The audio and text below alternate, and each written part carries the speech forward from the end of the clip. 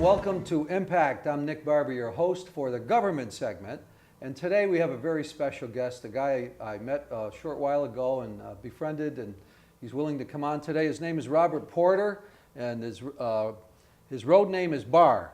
And Robert Porter is the president of the Albany chapter of ABATE, and that's a motorcycle rights organization. Is that right? That's correct. Okay, Bar, nice to see you. Thanks Good to for meet you coming. again. We tried to get together a few times, but we finally made it, so glad to have you here. Well, for the people that are watching, what's ABATE? What does ABATE stand for, basically? ABATE is a motorcycle rights organization similar to AMA, which is a national motorcycle rights organization. It's a statewide organization. It stands for American Bikers Aim Towards Education. We try and educate both motorcyclists and car drivers, motorists, truck drivers about motorcycle issues and the dangers involved in riding a motorcycle. Yes. And we missed the legislative period, but I wanted to talk to you earlier on in April or so, but did your organization go to the state legislature and do any lobbying this year or have any interaction with elected officials on some of these rights and issues? Yes, we did. We have a full-time lobbyist. His name is Prospector, that's his road name. I attended. I talked to him on the phone. Yep. Prospector, yes. Not prospect, prospector. Yep. Yep. I accompanied him on several of his occasions where he went and talked to legislators. I also went by myself and talked to legislators. I spoke to Gant, who's the head of the Transportation Committee. He has a specific law that he's trying to get passed to increase the severity of the motorcycle helmet tickets. Hidden in that bill is a provision to limit the parade permit portion of riding without a motorcycle in a parade to only 10 motorcyclists. You accompanied me on Memorial Day in Albany, where PGR, Patriot Guard Riders, thank you. rode we did. in the parade, and there was 100 of us. Yes. Under that provision, the Albany Police Department would only allow 10 motorcycles in that parade. There's been fundraisers and runs that have 500 motorcycles on one run. Yes. Now, what is the crazy rationale for that? I mean, what's their rationale? I don't understand the rationale. Maybe there isn't any. I ride a motorcycle and right. I go on these runs to raise funds for individuals or charities. Of the course. Ronald McDonald House for One. Yes. And these charities won't be able to survive without this support. And so 10 motorcyclists, to raise the same funds, $100, each motorcyclist would have to donate $1,000 right. to go on the run, as opposed to 200 motorcyclists who donate $20. But that's the beauty of it. It's the riders. There's clubs, there's organizations, there's veterans groups, but they're all bikers and they're all compassionate and giving people. I mean, yes. There's so many runs. How many times do you see cancer victims or children or terminally ill people or accident victims or people just have a need? And the bikers come out like in hundreds. Yes. And these families and people need this. There's one coming up, I'll mention it later, July 13th. It's for animals, for abused, and the Estherville Run is going to be on July 13th. Yep. And I'll bring it up later. That's a great thing, because what's more defenseless than babies and animals that are put to death for no reason. Right. And this is for no-kill shelters and animals. If you get, 10 people or 8 or 10 people, what the hell good is that going to do, We're trying to raise thousands of dollars on these runs, and that doesn't make any sense. No, it doesn't. I'd like to know what was in the mind of the person that proposed the legislation. Like, well, give Assemblyman Gant a call and ask him. I will. I'll do that. I agree to do that. That's sort of crazy. When I spoke to him about it, he said that it's my right to lobby against it. That's okay. And then he said, because this is a democracy. It is. No, I was in elected office. It is a democracy. The United States is a republic. Well, it is. So it's our right to voice opinions against this sort of restrictive, stringent, silly proposal. And it's our right to not vote for people that come up with things like that. So everybody's got rights. And that's one of the reasons why I decided to run for office. You did. I read your bio. We got to get back to New York Rider magazine in a few minutes. That is just so great. There's so much information there about you. But you ran for public office what, '09 or something? What'd you run for? What office? Assembly? The New York State 109th Assembly. District. Yes, the Go ahead. 109th District, New York State Assembly. New York State Assembly. And Yep. what motivated you, Bar, to run for that office? Well, at the debate meeting, we were discussing some of the issues and how the politicians weren't listening to us when we lobbied. And Prospector, who is our lobbyist, mentioned that there were 5 seats that were going to be vacant in that election year 2 years ago. And I said, what areas are these? What seats are they? Yeah. And one of them happened to be the 109th Assembly District, which I lived in. And I said, well, what better way to get the politicians to listen to us than have a motorcyclist elected to office? Absolutely. So I That's why decided. people run. They have motivations or reasons. So I decided to run for office. Yes. I first tried on the Republican line. The Republicans didn't know who I was. They weren't willing to support me. They already had a candidate picked. So I tried to get on the Republican line. My petitions were challenged to put me on the ballot. I didn't have enough They signatures. always do that with new. I'm familiar with the process because I've been there and I've done that. And so they I didn't try make to it knock out your signatures and knock you off the line because they don't want you to run. Yep. So I didn't make it as a Republican. Okay. I then approached the Libertarian Party, Right. which is against large government and lots of government regulation. Yeah. And they agreed to back my run for office. Once again, I went out and I petitioned to get on the ballot. This time, both the Democrats and Republicans challenged my petitions. Right. They also said that my petitions were turned in at the wrong office. They were a statewide petition for the whole Republican Party from governor on down. Right. And they said, no, mine had to be turned into the Albany County Board of Elections, not the New York State Board of Elections. And so in the confusion, none of my petitions were ever counted.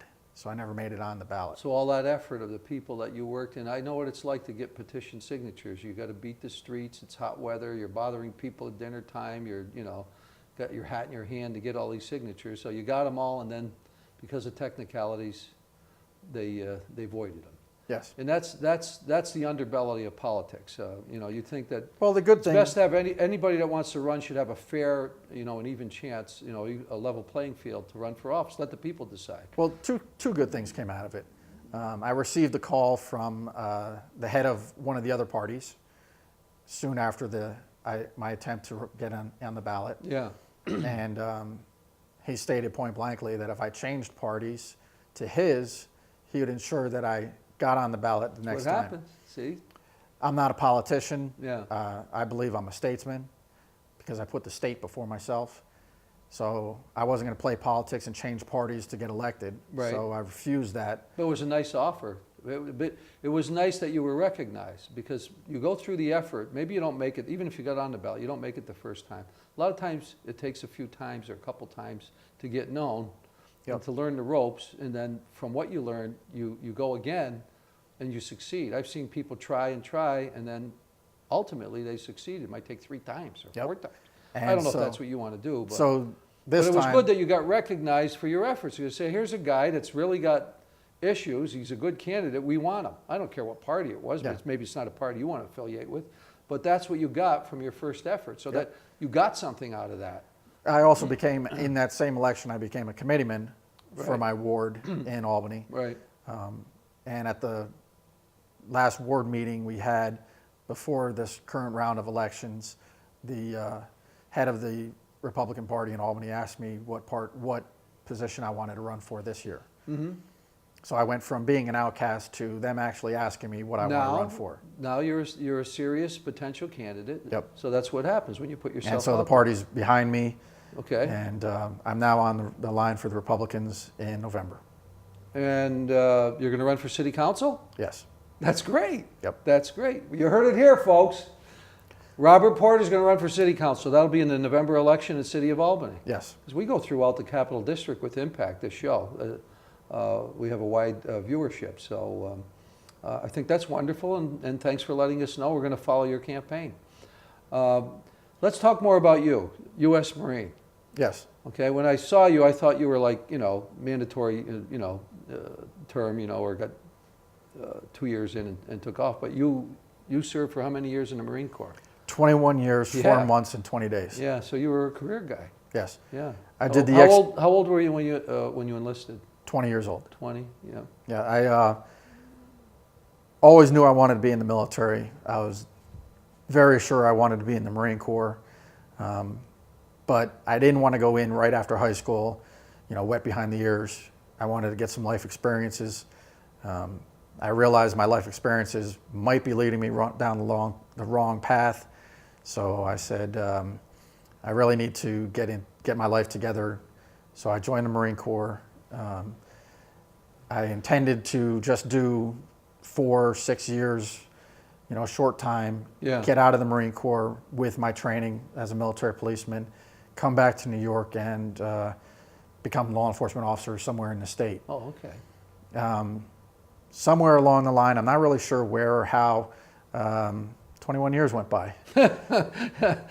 It happens, doesn't it? Yes. Time flies. You're And right, I accomplished everything I intended to accomplish when I first enlisted. That was achieving the rank of sergeant, going into combat, and And you served where in combat? I served in a town called Rawa, Iraq. It was the retirement community for the Ba'ath Party, which was Saddam Hussein's party. Yes, it was. Yes. And there I trained, or attempted to train the Iraqi police in the police transition team. There was only one job more dangerous than that, and that was being a EOD. Every time I went to our headquarters in Al-Assad, I would see members of other police transition teams there that had been wounded from attacks by the insurgents. Yes. And in my 6 months there, my team only was attacked once. And unfortunately, that attack occurred when I wasn't there. Oh. And they were under the supervision of the U.S. Army at the time. Yes. And some mistakes were made. That Army major was relieved because of those mistakes. I see. So I hope that didn't pose a lot of guilt on you, because it was just a happening. There's a lot of guys, if they weren't there, something didn't happen, they have this terrible guilt about, I should have, I should have. It's mixed in, a lot of people will mix that in with post-traumatic stress disorder. Yes. But it's not, it's called survivor's remorse. A civilian was almost killed in that attack who worked with me. He was a civilian police officer from Sturgis, North Dakota. Sturgis, the Yes. big bike rally, Sturgis. Yes. Yeah. And he was in what I considered a dead man's seat. I never let any civilians, any of my Marines sit in the seat behind the right passenger, because that's where VIPs sit. Oh. The insurgents aim their attacks on the right front seat, because that's usually the vehicle commander, convoy commander, or somebody in charge. Right. You take him out, you take off the head. Oh boy. The Yeah. person sitting behind him is usually a VIP or a dignitary, Yeah. or even higher ranking than that person. And so that side of the vehicle is who they want to hit. If you take out those two people, everything's done. Yeah. So I never let anybody sit in that seat. Since I wasn't in charge, and this Army major was, Yes. they put him in that seat. They made an error Yeah. in judgment. Yep. So after I You came wouldn't back, have done that. Yep. after I came back from Iraq, I actually went to Sturgis, not to celebrate the motorcycle rally, but to make amends with him. And even in my logic, I knew it wasn't my fault. But It wasn't it your doesn't, your brain doesn't work that way. It's Yeah. not logical. Yeah. And so I actually had to go see him and make amends, and we made amends, and we're still friends. He actually received the highest civilian award that you can get from the U.S. government. I was down in Washington, D.C., where we received that reward. Wonderful. Yep. Well, that's great. Congratulations. And I'm going to tell you again, thanks for serving. You are a hero, No. You said before, nobody likes to be called out, but U.S. Marine doing the things that you did, you're an American hero, whether you like it or not. You were mentioned in New York Writer magazine. Yes. That's the latest issue. This will be aired, in the summer, but they did a whole profile on you, and we'll talk about that a little bit now and later. But there's a centerfold here, and it's so funny because I look at New York Writer, and it's a publication throughout the state for bikers and biker-friendly people, and as we were talking, you said, "Hey, Nick, you missed the centerfold," because I was flipping through it, and when you said the centerfold, I thought it was going to be a pinup, girl, a biker girl, and then when I went back, to the centerfold on, what's this, the May issue? Yes. The May issue of New York Writer magazine. It's you. It's not a pinup girl. And it's Although I do have nice legs. You probably do. Yeah, we could show those later. Bring your Bermuda shorts. But I'm going to try to just get this on camera. We'll get a visual of it. But this is you, and it says bike owner bar kilt them all. Iraq I served, and it has a picture of, that's your bike. That's actually the motorcycle I purchased when I was serving in Iraq. When you were serving in Iraq. Yep. And that's a 2007 Street Glide. Patriot Edition Street Glide. I don't know if you can get it like this, Huldah, but later maybe we could scan it and put it up as a visual and include it in the show. But it was so funny when I was looking for a pinup. I was looking for a pinup, like Rita Hayworth or something. And there he is in his kilts, because you told me his kilt. You're Scottish Irish. Yes. Yeah. And that made a great, unusual, interesting photo. And I just think it's terrific. Yep. So I had a landlord, you can get that up later, I think we got it. I had a landlord who was Scottish, and he used to play the bagpipes. So I lived up in Bellevue section of Schenectady, and I loved the sound of bagpipes. And his name was Joe Payton, and he practiced every Saturday morning, and I just loved the sound. Bought the house from him, the guy passed away, long story short. I moved eventually, just recently. One of the sweetest things happened. I got a new neighbor behind my house, and I don't know who they are, but they're playing the bagpipes. That was on a Saturday morning, so they practiced, so it's wonderful. Yes. Look, we're running out of time, Bar. Okay. Robert Porter, a road name Bar. There's so much to know about you and about your organization, Abate in New York. We want to talk to you again. So we're going to do part 2 with you, if you don't mind. If you can continue with us in another interview, we'd like to learn more about you and more about your organization. Be my pleasure. Would that be good? All right, great. So you keep watching. I'm Nick Barber, your host for Impact. This was part 1 with Robert Porter, road name Bar. We're talking about motorcycle rights organizations and other issues. And we'll be coming back with part 2 on Impact. So stay tuned.